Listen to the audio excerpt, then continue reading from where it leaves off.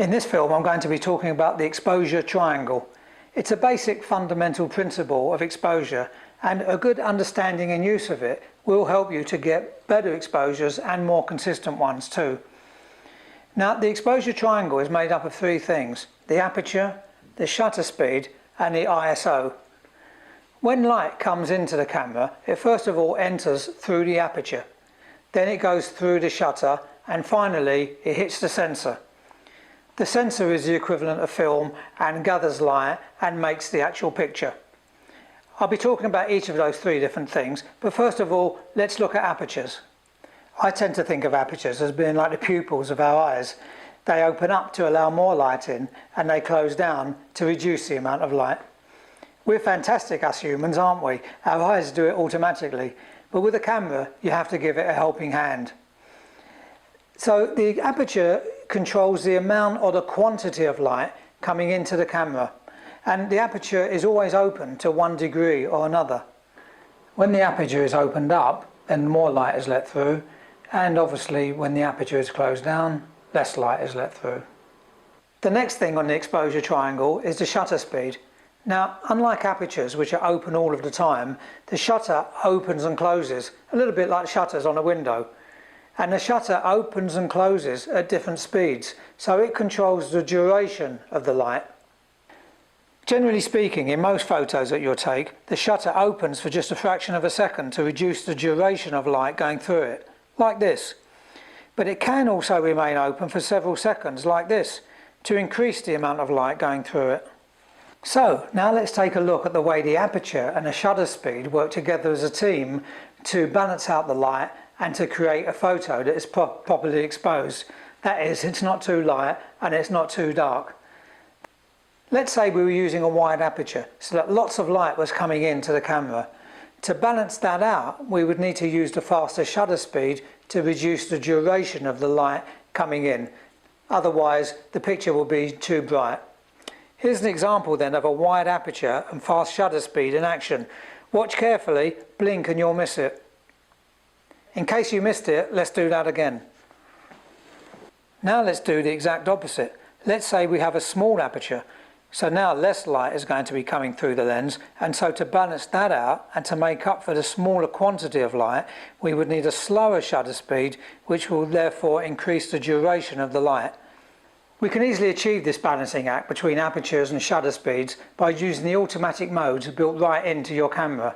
Now, SLR cameras and the new mirrorless cameras and some of the more sophisticated compact cameras have a mode dial on top of the camera.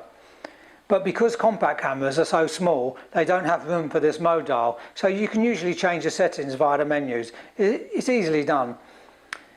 The first mode we're going to look at is something called aperture priority.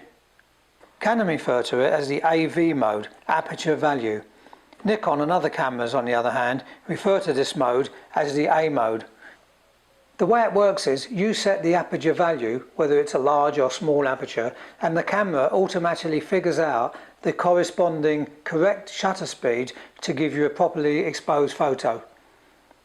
Now, the exact opposite is another mode called shutter priority. Canon call this mode TV, which stands for time value. Nikon and other cameras call it the S mode for shutter priority. In this mode, you select the shutter speed that you want, and the camera figures out how large or small the lens aperture should be to give you a properly exposed photo. So we've talked about shutter speeds and apertures and how they balance out to give you a good exposure. But what about ISO? How does that work? What does that do? Well, ISO controls the sensitivity of the camera. As an analogy, imagine if you went to the cinema and you got there a little bit late and all the lights were turned down as you walked in.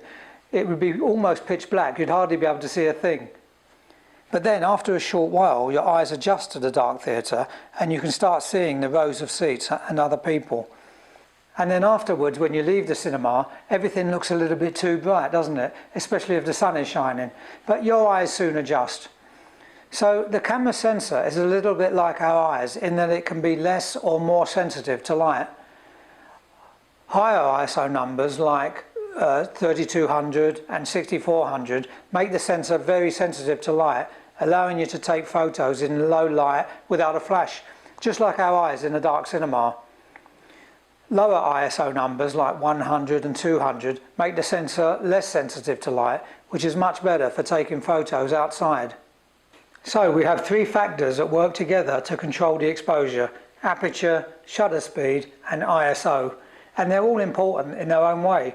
So where do you start? Which one should you give priority to?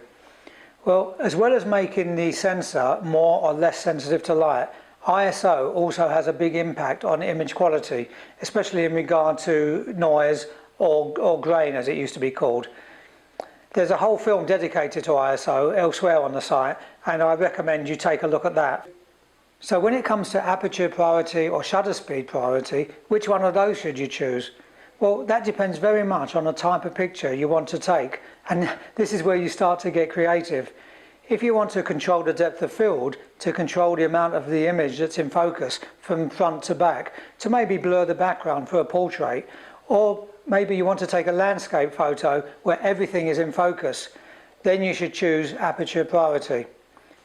There's specific films about lens apertures and depth of field, so I recommend you take a look at those. If you want to control movement, say for sports, or maybe a toddler who won't stand still for a moment, then you can use shutter speed priority to set a fast shutter speed, which will then freeze the action. You can also set maybe a slow shutter speed to exaggerate movement, or to maybe take a panning photo of a subject moving across the frame. There's a couple of films coming along on shutter speeds and also on panning, so keep an eye out for those. So to sum up then, the camera does most of the work for you in its various auto modes, but it's still very worth knowing about the exposure triangle. It will stand you in good stead for the future. Bye for now.